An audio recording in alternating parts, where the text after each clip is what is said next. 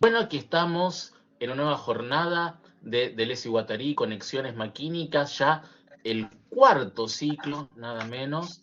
Mi nombre es Juan Manuel Spinelli, becario doctoral de la Universidad de Morón y CONICET, y hoy tengo el inmenso gusto de presentar al profesor José Luis Barrios Lara, que nos va a dar una muy interesante conferencia vinculando cine y filosofía deleuziana. José Luis, un placer tenerte con nosotros. ¿Cómo estás?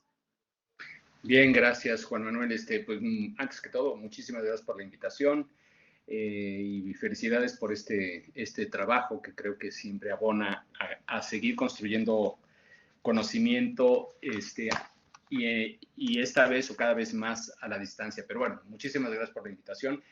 Y nada, pues Por favor.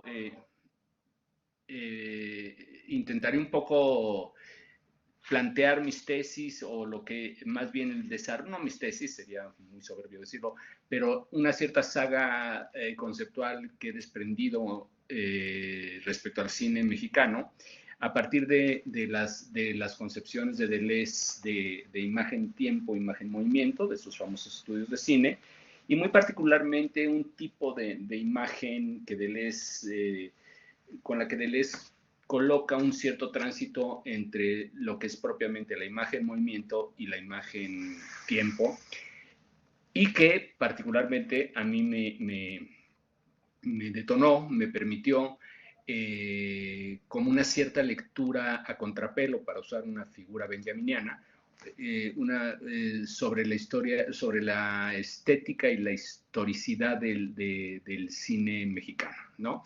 Del cine mexicano.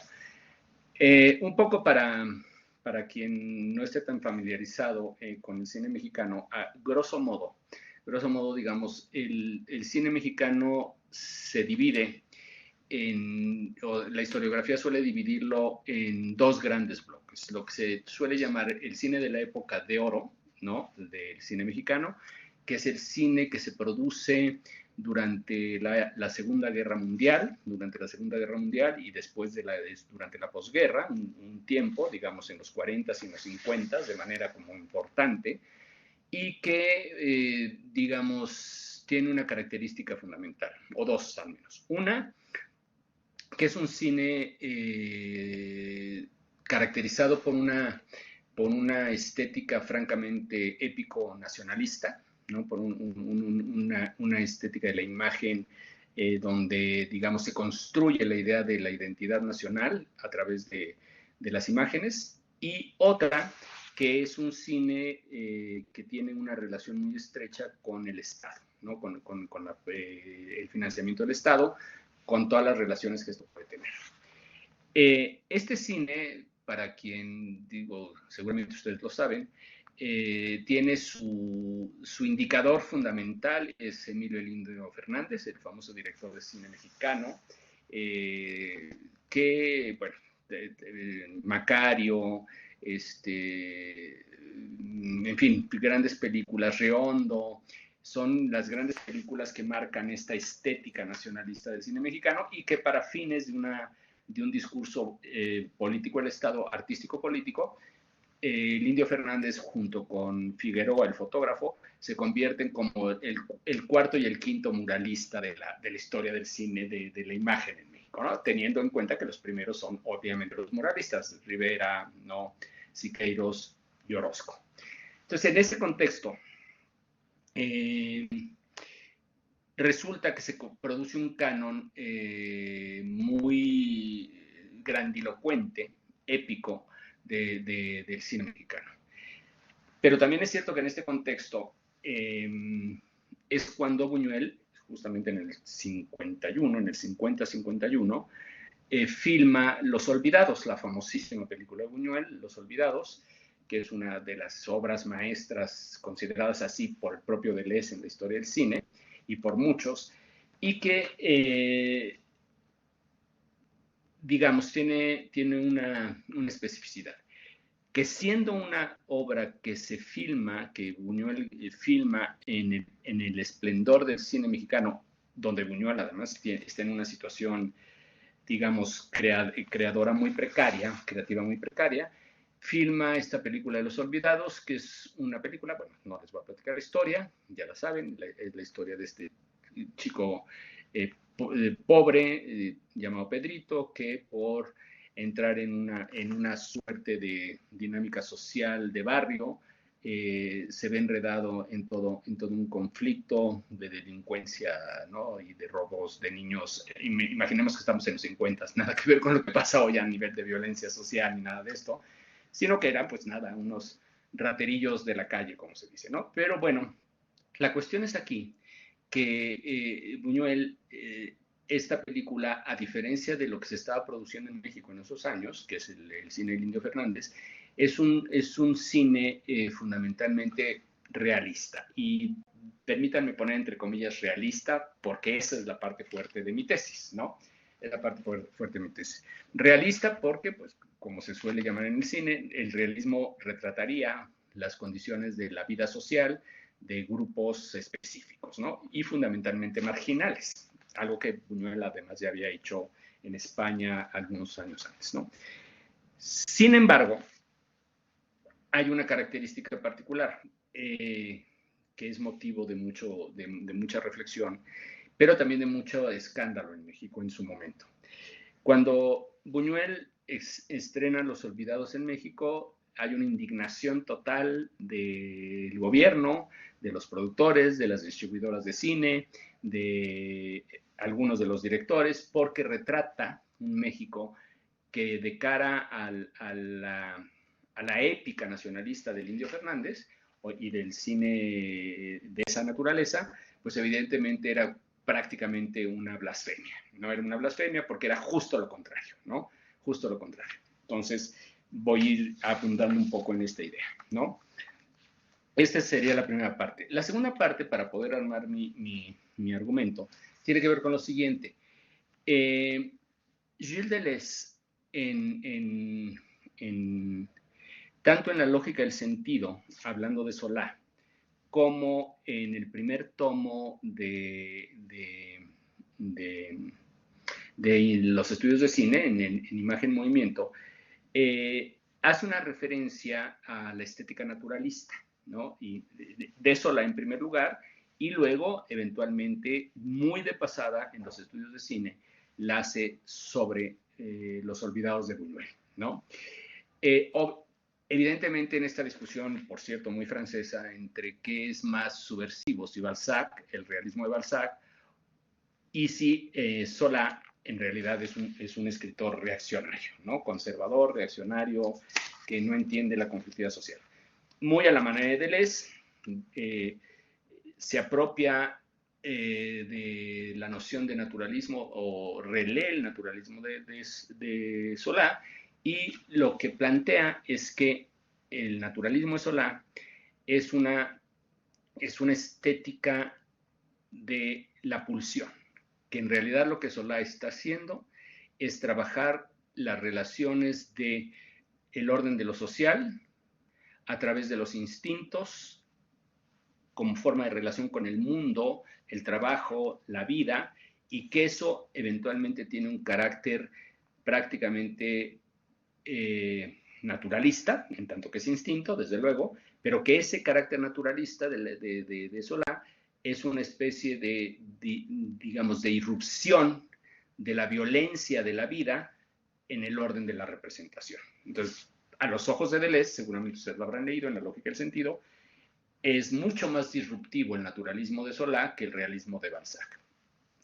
Echar, digamos, esto todo en el marco de lo que supuso durante mucho tiempo la discusión en las vanguardias entre el naturalismo y el realismo, cuál era más legítimo, ninguno de los dos lo era, en fin, se da un poco en ese contexto, ¿no? Que es importante tener en cuenta. Bueno, teniendo en cuenta esta lectura que Deleuze hace en La lógica del sentido y en la referencia que hace a Buñuel como un naturalista, con Los Olvidados, Deleuze introduce un concepto que me pareció fascinante y lo introduce muy de pasada, que es el concepto de imagen-pulsión, ¿no? La imagen-pulsión, que si ustedes se acuerdan, la imagen-pulsión, por su característica formal y técnica, ¿no? En principio pertenecería más al tipo de la imagen sensoromotriz o la imagen movimiento, digamos, en tal como Deleuze describe lo que es la imagen movimiento. Es decir, aquella que fundamentalmente se basa en una estructura sensoromotriz como estrategia de relato de la acción en el cine, ¿no? Pero la diferencia, ¿no? La diferencia que introduce la imagen pulsión es que en la imagen pulsión la relación con el objeto tiene que ver con una relación de afecciones con el objeto, no de acciones, intenciones o situaciones con el objeto, sino que es una relación afectiva con el objeto. De tal manera que lo que importaría en la imagen pulsión es lo que se incrusta del afecto de la acción en la cosa. ¿Sí? De tal manera, y eso por ejemplo es muy claro, cuando Deleuze en algún momento de sus estudios de cine dice, en la imagen pulsión no importa el cuchillo, importa el filo, importa que corta. Y la cámara lo que filma es que el cuchillo corta, no que es cuchillo. Esa relación entre la fuerza, la pulsión, la herida y el objeto, lo que establece es lo que Deleuze llama un estado de cosa, ¿no? Lo que Deleuze llama estado de cosa, un poco siguiendo ahí a Spinoza en una muy buena medida, ¿no? En una muy buena medida. Bueno, a partir de esta imagen pulsión, dice, esta imagen pulsión es justamente la que opera en los olvidados, ¿no? Porque lo que opera no es la pobreza, lo que opera es el hambre. Y el hambre es una pulsión, no es un estado, no es una cosa. Entonces, toda la estrategia de Buñuel es, según lo dice muy de pasada Deleuze, es en Los Olvidados particularmente, es filmar la relación de unos sujetos en una cierta condición que están incrustados a sus objetos en tanto condiciones pulsionales o instintivas de sobrevivencia, que es como lo establece, y eso supone que efectivamente no solo es un concepto, sino que cambia la relación de las estructuras fundamentales de la imagen movimiento, ¿sí? ¿En qué sentido? Si la imagen movimiento en Deleuze, lo decíamos, es una relación entre una estructura, básicamente sensoromotriz que se funda en la relación entre, digamos, intención, situación, acción, cuyo esquema fundamental de narración está en el movimiento del cuerpo, ¿no? En el movimiento del cuerpo, y eso además se resuelve por la relación de plano contra plano, como estructura fundamental de la narrativa en el cine, plano contra plano, acción o plano contra plano, medio plano, ¿no? Dicho, primer plano, ¿no? Intención, plano abierto, situación, plano, medio plano, acción. Esa es como la forma en que se estructuraría el movimiento en una narrativa de imagen-movimiento, como Deleuze la llama. Ahora, la particularidad de la imagen pulsiones en Los Olvidados es que siguiendo esta relación, haciendo esta relación, sin embargo, lo que importa es el modo en que la afección, primer plano, se vuelca sobre el objeto, y pone el estado afectivo en el objeto. Entonces, ¿qué es lo que pasa? Si ustedes se acuerdan, por ejemplo, de la escena de los Olvidados donde Pedrito está soñando y su mamá, en esta cosa muy cuasi surrealista que tiene la película, se desplaza el sueño y la madre de Pedrito les está con un pedazo de carne ofreciéndole y Pedro está muerto de hambre, ¿no? Y sin embargo está abajo de la cama, ¿no? Entonces, ¿qué pasa? Que la afección está incrustada en esta especie de pesadilla en el objeto carne, en la cosa carne, en el objeto parcial carne, ¿no? Porque en las pulsiones siempre son objetos parciales, no hay carne, hay hambre, ¿no? Diría Lacan, ¿no? ¿No? Tal cual. Entonces, es un modo en que se incrusta el afecto en la cosa. Entonces, para mí esto fue fundamental, porque lo que supuso es cómo leer un cine o una cierta estética del cine, donde efectivamente lo que fundamentalmente se está buscando es la relación con el estado de cosa como forma de afección de la imagen, ¿no? Esa sería como la idea. O sea, a partir de esta idea de Deleuze, habría que tener en cuenta tres cosas, ¿no? El esquema de la relación sensoromotriz o de la imagen movimiento, que se basa fundamentalmente plano, primer plano, gran plano, plano medio. Intención, situación, acción. Y cómo eso, como una narrativa fundamental del cine, empieza a ser violentado desde Buñuel y se convierte como en una estética que en realidad funciona como crítica de la representación del orden social en México. ¿De acuerdo? Esa sería como la tesis. Entonces, voy a compartir y si me haces favor, Juan Manuel, de ir pasando Sí, déjame ver. vos decime, José Luis, lo que necesites. Si podemos aquí compartir, ¿no? Esta primera Está imagen. cargando perfectamente, listo. ¿Listo? A ver, aquí tenemos, esto es lo que me interesa muchísimo, ¿no? Voy más o menos rápido para poder construir mi tesis. Lo que tenemos del lado izquierdo de nuestra pantalla, las dos fotografías en blanco y negro, sí, las dos fotografías en blanco y negro, son dos tomas de Macario, del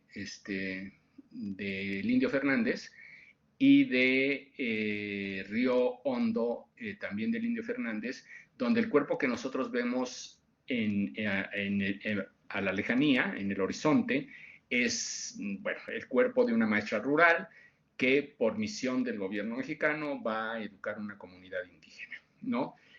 Lo que es lo que me interesa de estas dos imágenes. Lo que me interesa, digamos, es cómo el gran plano típico del cine, de una cierta estética del cine clásico, está absolutamente romantizado, ¿no? Como la toma abierta, lo que hace es romantizar la naturaleza, y que estéticamente funciona en términos técnicos, básicamente por la relación del claro-oscuro o la luz y lo blanco y lo negro, digamos, ¿no? Lo blanco y lo negro, y cómo eso efectivamente lo que produce es una suerte como de sublime del paisaje, ¿no? Una especie de sublime del paisaje, donde la forma emerge, lo negro de la forma o lo blanco de la forma emerge de la relación con lo negro del fondo o lo blanco del fondo. ¿Qué me interesa de eso? Lo que me interesa es, en términos puramente ópticos, en términos solo de percepción, es eso que Deleuze llama en Mil Mesetas, junto con Guattari, llama pared blanca, agujero negro, ¿no? Pared blanca, agujero negro, pared blanca, ¿no? A partir de esta lógica, yo contrapongo, ¿qué es lo que tenemos en las imágenes de la derecha? Lo que tenemos en las imágenes de la derecha, y es muy deliberado, son dos fotogramas de la película esta que ganó Cannes, de Amat Escalante, que se llama Eli, ¿no? Eli, que es una película muy reciente en México, y que lo que me interesaba a golpe de vista, digamos, es contraponer cómo funciona la lógica, digamos, del sublime, del paisaje épico nacionalista y, digamos, lo siniestro del paisaje del cine mexicano contemporáneo, ¿no? Esta contraposición, en realidad es una contraposición, digamos, tenemos pared blanca, agujero negro, ¿sí? Donde el agujero negro, por ejemplo, es las montañas que se dibujan, la pared blanca es el cielo, ¿sí? Es el cielo, inverso a agujero negro, pared blanca, ¿no? Agujero negro. ¿Qué sucede con esto? Lo que sucede es que efectivamente a nivel visual, la imagen como que se invierte en términos de sus valores estéticos, ¿no? Y esto eventualmente en una cierta narrativa visual, que tiene que ver con el montaje y la relación entre tomas, va construyendo una suerte de crítica de la representación. Voy a pasar a la segunda imagen, por favor, a ver si la vemos acá. ¿La ven? Sí, ¿La sí, ven? ¿Un sí, caballo? Sí, la de un perfectamente, caballo. perfectamente, José Sí, Luis. bueno, ¿qué tenemos acá? Si nosotros la relacionamos con la primera imagen que les puse, en realidad la imagen de la izquierda es una imagen aérea que toma Carlos Reigadas en esta película que se llama Japón, ¿no? Que se llama Japón. Obviamente es un caballo ya muerto, inflado, abierto, ¿no? Abierto, que está arrojando los intestinos, un cadáver alado, y es una imagen como, digamos, una cierta imagen que tiene un carácter prácticamente de monstruoso, de terrorífico, ¿no? ¿Qué me interesa de acá, de la imagen del lado derecho? No sé si ustedes reconocen, pero en realidad es la última imagen de los olvidados de Buñuel, ¿no? Que esto es muy interesante respecto a lo que estábamos viendo. ¿Por qué? Porque aquí lo que Buñuel hace y le pide a Figueroa que haga, ojo, es importante que diga que es Figueroa, es que haga una toma contrapicada, ¿sí? Una toma contrapicada, donde lo que se ve es un basurero, ¿no? Como en este primer plano, en el plano de atrás, en la profundidad del campo, se ve una niña con un burro y un hombre. La acción es, esta niña, este hombre y este burro llevaron el cadáver de Pedrito y lo tiraron al basurero. La película justamente termina ahí, cuando ellos desde el lugar donde están, tiran el pueblo de Pedrito, que fue asesinado por el Jaibo, según la historia, ¿no? Ahora, ¿qué es lo que me interesa de esta relación? ¿No? Primero, la relación mucho más orgánico-matérica que adquiere el plano, ¿no? El gran plano, respecto a, digamos, la sublimación del paisaje que tenemos acá, ¿no? En la primera imagen que les pasé. Esta relación, en realidad, es una suerte de juego dialéctico entre las imágenes, que lo que me interesa es ir mostrando cómo funciona, cómo se incrusta, digamos, el carácter pulsional del afecto en las imágenes.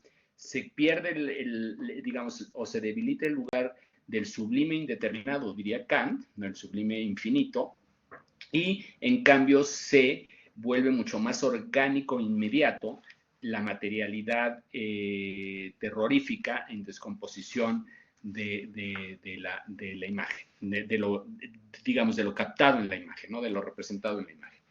Eso es lo que me interesa. ¿Por qué? Porque hay una reversión del afecto. Contra el afecto de admiración hay un cierto afecto de repulsión y de terror en las imágenes. Entonces, si volvemos a la que teníamos, vean cómo funciona esto. Por ejemplo, no sé si se ve mi cursor ahí en la pantalla, ¿sí? Que lo estoy moviendo sobre el basurero. Sobre el basurero, bueno, pues si no, habría que verlo así. No logro verlo. ¿No lo ven? Bueno, pues entonces, si ponemos un poco de atención sobre el basurero y luego las tripas o las vísceras del animal, bueno, esa relación está dándole como vuelta a la estética del paisaje, y lo que está dando en realidad es como una especie de aprehensión, ¿no? Una especie de aprehensión material de los elementos de la imagen, ¿no? Esto que nosotros vemos en un gran plano, luego se convierte en esto, ¿no? O que en realidad sería como la idea en que hay un devenir animal, ¿no? Un devenir animal del primer plano que de lo que muestra es como una cierta condición de la violencia, del afecto respecto al contexto, ¿no? Respecto al contexto. Aquí sí tienen las imágenes, siempre aquí las referencias, obviamente, de nuevo Buñuel, en imagen en blanco y negro. Acá es Gael García en Amores Perros, que no sé si ustedes la vieron, ¿no? Entonces, ¿a qué voy con esto? A lo que voy con esto es efectivamente la idea de cómo funciona, ¿sí? Cómo funciona la imagen pulsión. Y la imagen pulsión siempre tiene esta condición.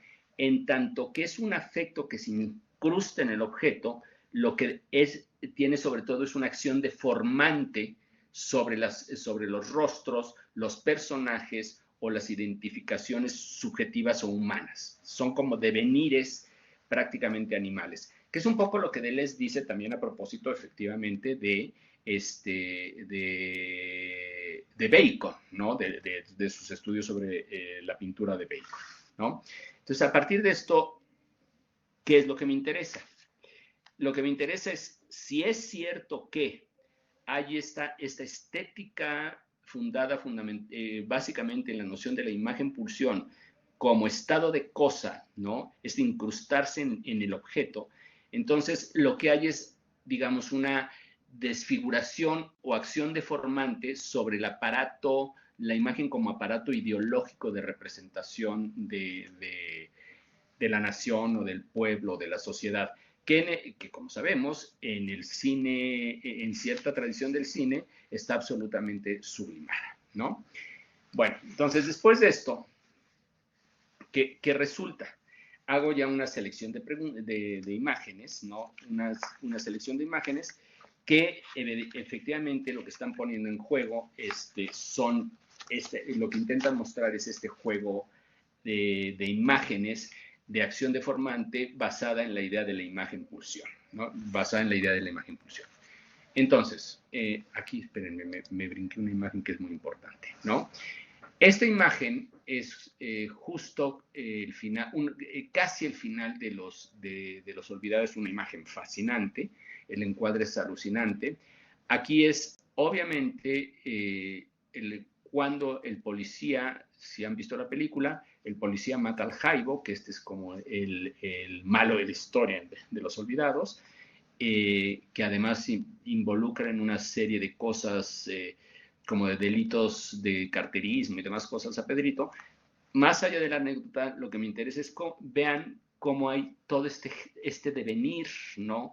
Casi goyesco, animal, en el rostro, en los rostros, ¿no? En los rostros, y cómo hay esta suerte de deformación del gesto y por tanto un devenir mueca del primer plano, que lo que está liberando no es una intención sino una afección. Entonces lo mismo podríamos decir nosotros de esta que puse antes, ¿no? Entonces, esta relación con esta relación me lleva efectivamente a hacer esta otra relación, ¿no? Esta otra relación. ¿Cuál es la relación, por ejemplo, entre el primer plano y el paisaje? ¿Cuál es la relación entre el primer plano y el fondo? La de los soldados con máscaras, no la imagen de la izquierda, esta especie de neblina, este espesor de la niebla, este primer plano de la mujer pintada con un fondo difuminado, que en realidad es la carpa de circo que nosotros vemos en el fondo, y esa relación de disolvencia de la correspondencia entre acción, situación e intención, lo que hace es que la imagen tenga una potencia como pura imagen a nivel de sus potencias y sus fuerzas, ¿no? Es más un gesto expresivo, un gesto figural, diría Deleuze, pero no es un gesto ni figurativo ni narrativo, sino solamente afectivo. Lo que es interesante es que ninguna de estas imágenes renuncia a la figuración, sino que sostienen la figuración sin que la figuración suponga en algún momento una suerte de índice humano o ideológico en el sentido de pueblo, identidad, nación, sino que los lleva a un registro como de violencia pura, vamos a decirlo así, ¿no? Y esta es una constante que nosotros vamos a ver en muy buena parte del cine mexicano, ¿no? Aquí para que nos ubiquemos rápidamente, aquí tenemos la imagen de los chicos, del chico que está en primer plano con máscara, y bueno, toda esta secuencia del soldado con máscara, el chico con máscara y los sicarios con máscara, es una película que se llama La locura del diablo, ¿no? La locura del diablo de Everardo González. Es un documental donde él filma los testimonios de víctimas y victimarios del narcotráfico y a todos los pone a dar su testimonio en primer plano, velando el gesto todo el tiempo, ¿no? Velando el gesto todo el tiempo. Lo que tenemos acá es una película, La Tempestad se llama, que esta la pueden ver en Netflix, de Tatiana Hueso, una documentalista de origen guatemalteco contemporánea, que trabaja es todo el tema de las mujeres desaparecidas en México, y aquí se narra la historia en 3 niveles. Uno es una voz de una chica desaparecida, otra es una voz de una chica que regresa, nunca las vemos en plano, y lo que vemos en primer plano es a la madre de una de ellas, como simplemente haciendo eco de lo que narran las dos voces que están en off. Esa es como la construcción mínima de esa película, ¿no? Entonces, ¿qué me interesa de esto? Digamos, ¿qué me interesa de esto? Me interesa que, digamos, en la tradición de la estética del cine mexicano contemporáneo, hay una especie de predominio, y de ahí el nombre de todo esto, de la charla de hoy, que se llama Noche Salva y Espesor del Tiempo. Noche Salva y Espesor del Tiempo. Bueno, digamos, si nosotros nos regresamos rápidamente a la primera imagen, sobre todo estas, ¿qué resulta? Que la noción estética de lo infinito, del paisaje como lo infinito, ¿no? Del cuerpo sublimado, por ejemplo, ante la grandiosidad del paisaje, en la imagen de abajo, de donde se ven las nubes y está caminando la mismísima María Félix, que es la profesora, efectivamente tiene una suerte de como de apertura, digamos, de apertura a una especie de trascendente que define la noción de naturaleza y paisaje. Lo que pasa con la historia del cine en México es que ese paisaje que nosotros vemos, pues efectivamente es un aparato, es una gran ficción, que en la medida en que nosotros vamos avanzando en todo estos devenires, ¿no? Estos devenires como puras afecciones, pulsiones, devenires animales, efectivamente lo que se va deconstruyendo, y por eso la importancia de Buñuel, lo que se va deconstruyendo es la imagen épica del cine mexicano, de donde pareciera, y esa es la hipótesis fundamental, que la imagen pulsión, que es la que correspondería al naturalismo, según Deleuze, es la que opera una gran crítica a la política de la representación de lo mexicano en el cine de este país, ¿no? Entonces lo vamos viendo como una constante que además se va profundizando eventualmente en términos de su espesor. ¿Qué quiere decir espesor del tiempo? Un problema filosófico.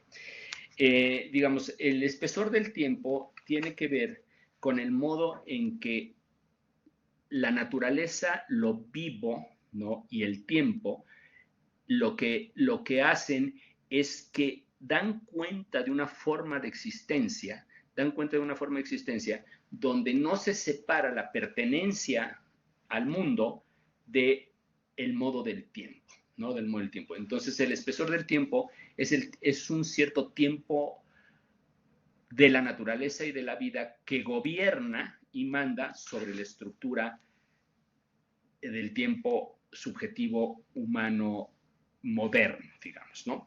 Y a mí me parece que, un poco siguiendo a Deleuze, cuando hablamos del documental, porque todas estas películas que les estoy poniendo aquí son documentales, lo que estamos hablando es de una suerte de espesor del tiempo, que incluso está atravesando la noción de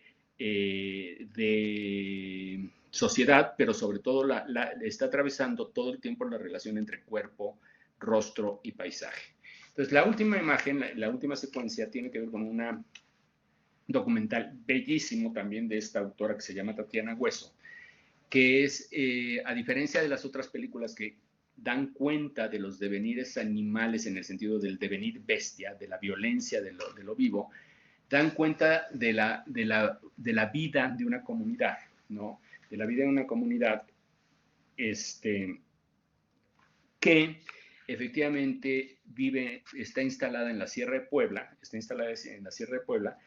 y el ritmo de la película transcurre conforme al tiempo de la naturaleza. La directora se tardó 4 años en filmar la película porque trabajó mucho tiempo con la comunidad, siguió la historia de 4 familias y, digamos, la narrativa de la película es cómo vive una comunidad marginal de campesinos, ¿no? De campesinos en la Sierra de Puebla, respecto al tiempo, al espesor del tiempo de la naturaleza, es decir, las 4 estaciones, la época de sequía, la época de lluvia, la época de frío, ¿no? La época de frío, y cómo eso en realidad lo que da cuenta es de algo que me parece que es que fundamental. Esta película se llama perdón, ahorita les digo el nombre, El Eco, ¿no? El Eco sí se llama, que es el pueblo donde se filma la película, donde se lleva a cabo este documental, y que efectivamente lo que da cuenta es de algo fundamental, que es lo que me interesa en una cierta relación. Déjenme leerles esta parte por la tesis que se desprende de esto, ¿no? Dice, cine e infancia a propósito del eco, que es la imagen que están viendo, son 4 imágenes, ¿sí? Son 4 imágenes. Muy, muy importante que veamos, por ejemplo, ciertos elementos que en la tradición del cine mexicano se salen del canon, ¿no? Y que eso es muy propio del cine más contemporáneo. Primero, digamos, para usar una figura de Lesiana, se desterritorializa, vamos a decirlo así, se desterritorializa la idea del campesino, ¿no? Del campesino mexicano, de lo originario, puesto siempre en la forma de vestir del campesino, ¿no? Eso es lo primero que se vuelve interesantísimo en esta película, que el código, por ejemplo, de la vestimenta está absolutamente deconstruido respecto al modo en que, por ejemplo, se romantiza la idea del campesino en el cine clásico mexicano, como el señor vestido de manta con guaraches y un sombrero de paja, ¿no? Aquí todos estos niños, es importante que son niños, están evidentemente desterritorializados respecto a lo que se supone una identidad campesina. Segundo, la lógica del paisaje está construida respecto a la forma de vida de estos sujetos y no conforme a una sublimación de la mirada de una cierta épica que intenta fundar la noción de territorio y nación, ¿no? Entonces aquí está desterritorializado. Entonces, en este contexto, ¿sí? ¿Qué me interesa? Cómo la imagen pulsión adquiere un cierto campo de inmanencia, para usar de nuevo Deleuze en este sentido, para referir de nuevo a Deleuze en este sentido, para producir esta forma de vida, ¿no? Entonces leo para ir concluyendo y ver si tienen alguna pregunta. Dice, de lo expuesto hasta ahora, pienso que es oportuno tener presente el concepto de espesor del tiempo. En una inquietante y colonizadora expresión, Deleuze afirma que la cualidad ontológica del documental realizado en el tercer mundo es ser reserva de la memoria de este mundo. Una afirmación inquietante, pero conociendo el talante bersoniano de este filósofo francés, aquí memoria tiene que ver con una cualidad vital y afectiva del tiempo y no meramente con el registro histórico o antropológico de prácticas sociales, culturales y demás fantasías de alteridad propias y ajenas. La memoria es duración, es decir, es afección en el presente del pasado. He aquí la formulación mínima sobre la que me gustaría desarrollar esta última parte. Esto con la finalidad de mostrar el sentido que tiene la inversión de la estructura ontológica del documental a la que me he estado refiriendo, a saber, la estructura afectación, vida, tiempo, que tiene que ver con la noción de imagen-pulsión. Esta consideración está relacionada directamente con algo que de manera indirecta ha estado presente en mis últimos escritos y en mi más reciente curaduría, la relación entre infancia, animalidad, vida y naturaleza.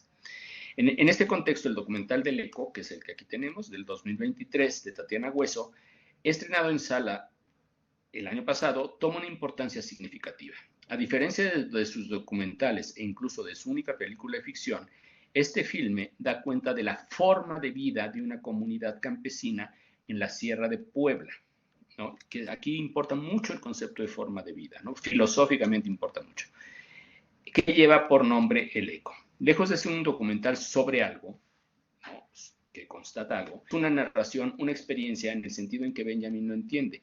La directora sigue la historia de 4 familias de la comunidad, se involucra con ellas para simplemente hacer que la cámara devenga en pathos vital de esta comunidad.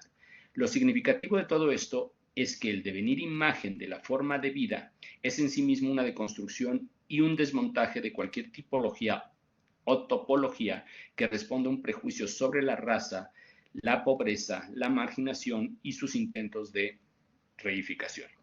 Aquí importa destacar la relación entre medio plano y acción y gran plano como una ética poética a través de la cual lo que se expresa es la relación entre afecto, naturaleza y memoria del mundo.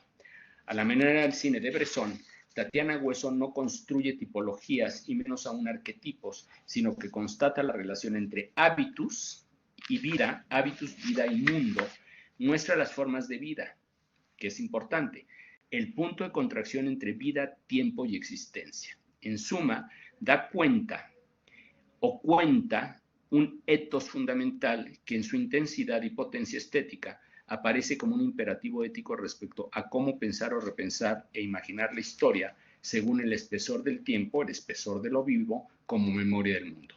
Para decirlo en una formulación contrakantiana, ¿cómo suturar la separación entre naturaleza y mundo? Que ese es el hiato que produce toda la modernidad, la separación entre naturaleza y mundo. Aún hay mucho que pensar sobre cierta falacia estética que el sublime kantiano produjo. Bueno, pues hasta aquí mi comentario y mi participación. No sé si quieran hacer algún comentario, alguna pregunta, alguna objeción. Bueno, José Luis, ante todo, muchísimas gracias. Vamos a recordar que José Luis Barrios Lara nos ha dado una hermosa charla llamada Anotaciones sobre el espesor del tiempo, habitud y eticidad en el cine documental contemporáneo en México, una aproximación de Leuciana, que no pudimos decir el título al comienzo, así que lo decimos ahora, perfecto. Y me pareció buenísima tu exposición, muy intensa, utilizando un adjetivo que tiene mucho de Luciano, José Luis. Y me gustaría primero y principal, vamos a cerrar compartir. Si hay que compartir nuevamente, bueno, lo hacemos, no hay problema. Pero primero, bueno, a ver si alguno de nuestros asistentes hoy, José Luis, Felipe, tienen algún comentario, alguna pregunta, démosle la palabra a ellos, si es que quieren consultar o comentar algo. Adelante, pueden preguntar lo que quieran. Bueno, si no, yo por mi parte, José Luis, pensé que había hablado alguien. Por mi parte, no quiero demorarte mucho. Ah, y hay un comentario, mira, felicitaciones por la gran presentación. Quisiera pedir, por favor, para que se me cerró. Se me cerró a mí también el chat. Acá está, ahorita lo vemos. Ahí va.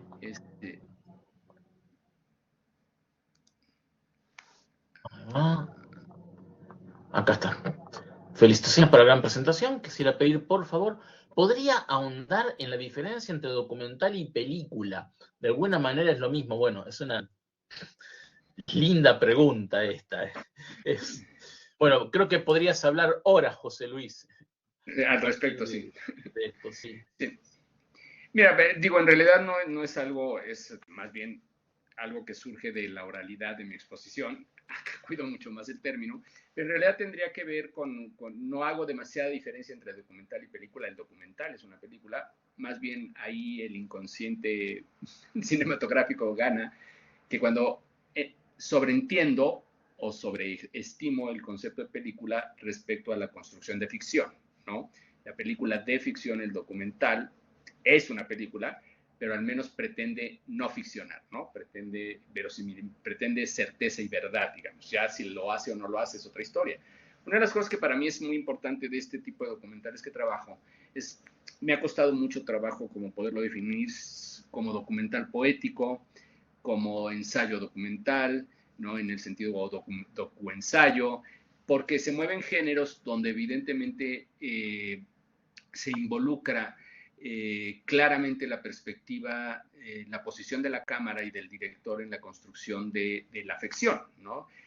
Sin intentar objetividad, digamos, no quiere decir que en el documental clásico eso no pase, pero se pretende que el director o el camarógrafo simplemente constatan.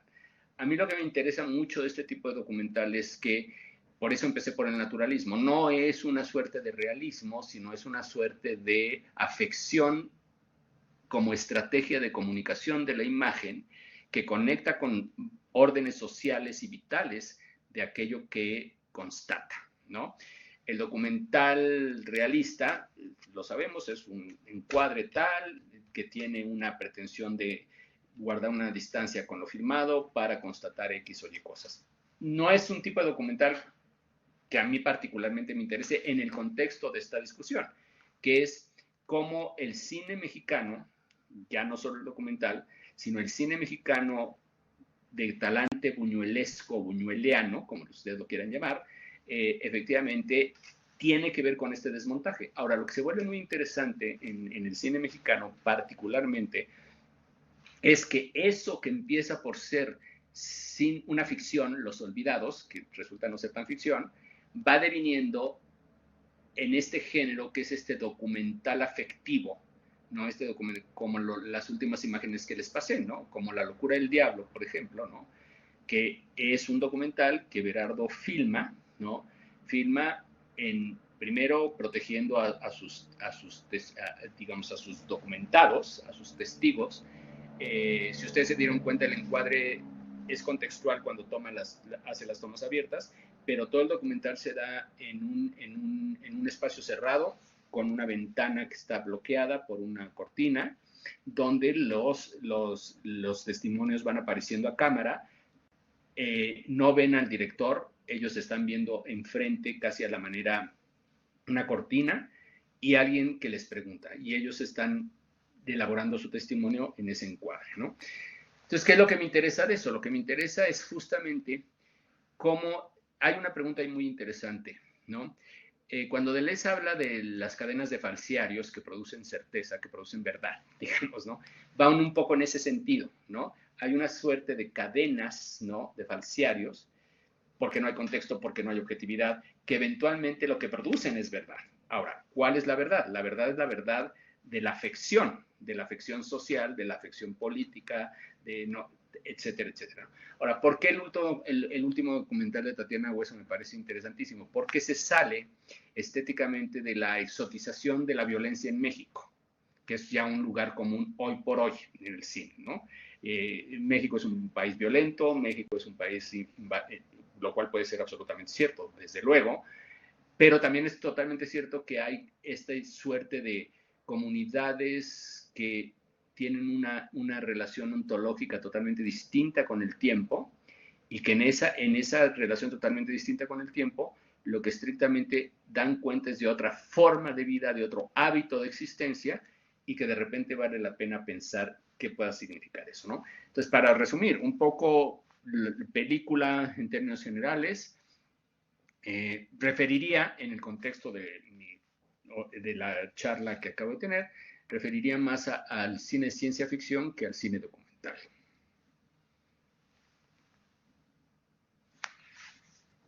Perfecto, perfecto, José Luis.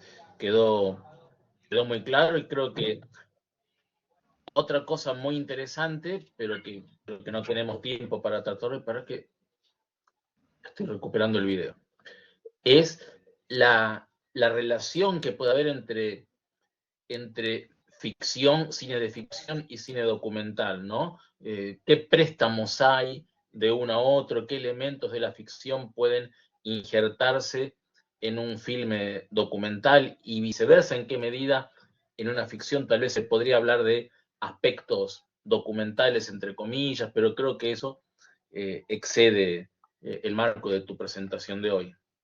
Sí, yo no quiero, efectivamente, estamos un poco sobre el tiempo, nada más, digamos, uno se apropia de las jergas de las disciplinas, pero lo primero que me parece como problemático es la división cine de ficción, cine documental. Eso ya por principio me parece que es insuficiente, ¿no?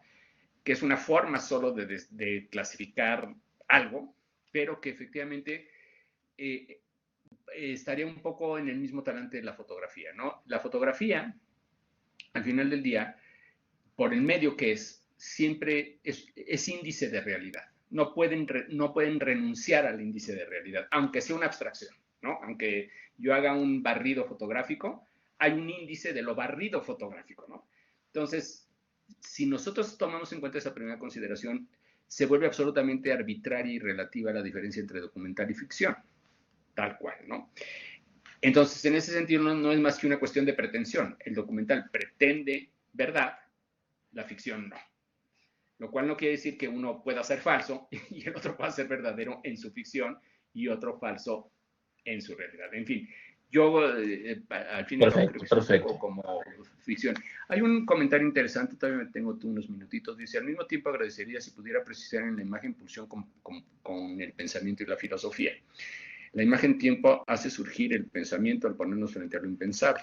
En esa línea, la imagen pulsión haría lo mismo, o más bien nos pondría frente a otras fuerzas. Nos pondría frente a otras fuerzas. Lo que es interesantísimo del concepto de imagen pulsión es que, digamos, es un tipo de imagen que está amarrada, atada, digamos, a las situaciones de realismo de la acción, de realismo de lo que, de lo que capta, filma, monta, edita, pero con la diferencia de que estrictamente como imagen pulsión está colocada mucho más en los campos intensivos de la relación de la vida con sus objetos, ¿no?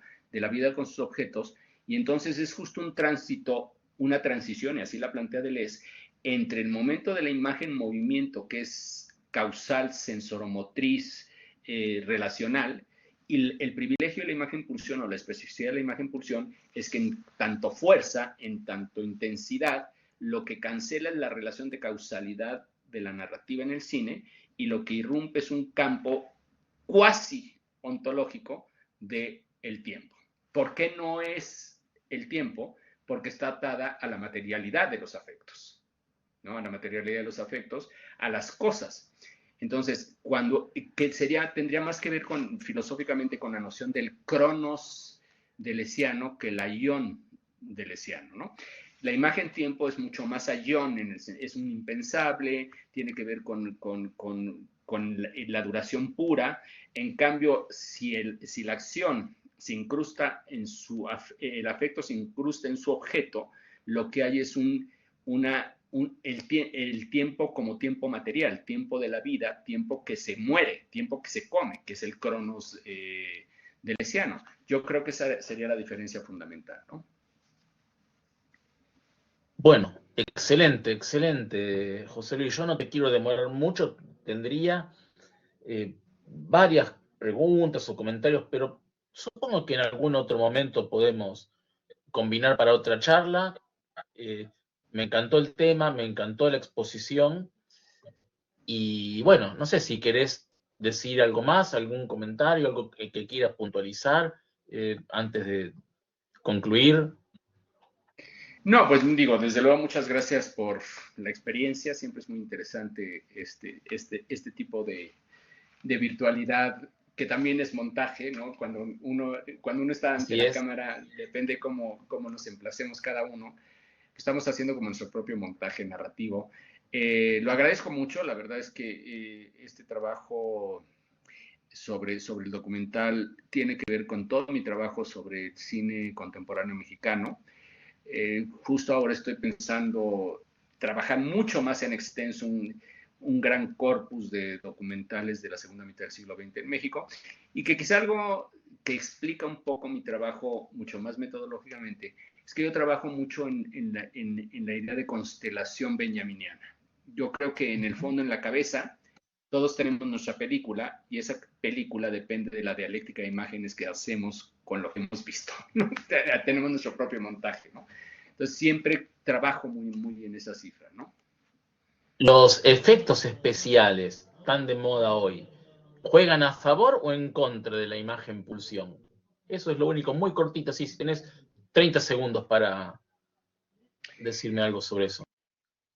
Yo creo que es una cuestión, no quiero evadir la pregunta, en principio juegan en contra, porque digamos, tienen una estructura causal algorítmica, ¿no? En las formas de edición contemporánea y de postproducción contemporánea, que eventualmente requerirían de un enorme talento del director y el editor y el postproductor para poder como brincar esa estructura causalista y mecanicista algorítmica que tiene, ¿no? Con esto me quedo. Cuando uno está viendo Perfecto. videos a lo tonto en Instagram, ¿no? Estos videos que hacen los hindús y todas demás cosas, por más realista que que quieran ser, ¿no? El momento de falla, digamos, el momento de falla siempre se nota, ¿no?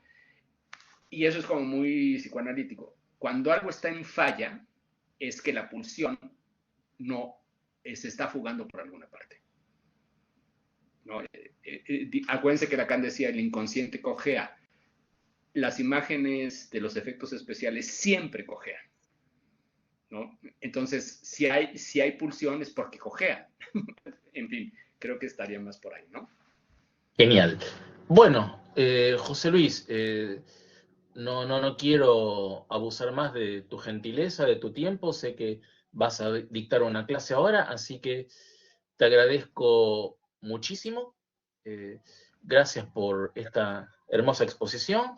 El año que viene, si todo va bien, podremos editar un libro digital con el contenido de todas las conferencias, así que quedas invitado a participar con un capítulo. Y bueno, apenas tengamos la charla subida a YouTube, te la pasamos. Mil gracias, Muchas José gracias. Luis, nuevamente. Gracias a ustedes, un placer.